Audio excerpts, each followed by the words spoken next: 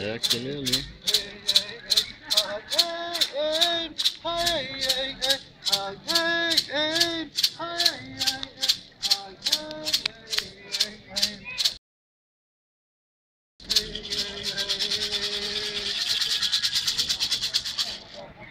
Obrigado.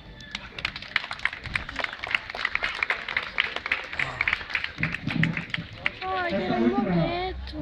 Uma reza agradecendo aí.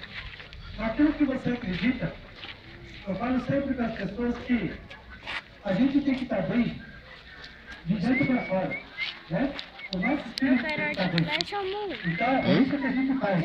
As matas, você aparece uma senhora abraçando uma árvore, uma outra do que bobagem abraçar uma árvore. Nós vamos colocar quantos anos uma árvore vive, quantos anos a gente vive, quanto mais energia uma árvore tenta passar para a gente. Isso tudo que eu estou falando, se a pessoa acreditar na natureza biológica. Pessoal, finalizando essa parte, não posso deixar de falar sobre o meu trabalho, por quê? Porque eu vivo da minha cultura no dia de hoje. E não passo além, porque todo mundo faz no seu dia a dia. Lutar pelo seu próprio dia a dia, tá?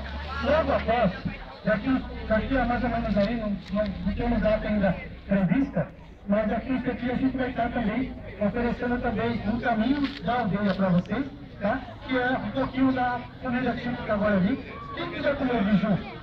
Quem que experimentou o biju? Não é a tapioca, tá, pessoal? É o biju, tá? A gente vai estar mostrando um pouquinho mais e também sobre a casa típica nossa Guarani, tá? Vamos ser feita de sapão mesmo, tá? E falando um pouquinho sobre a parte medicinal natural que eu trabalho. Temos a casca dentro, uma casca de mar.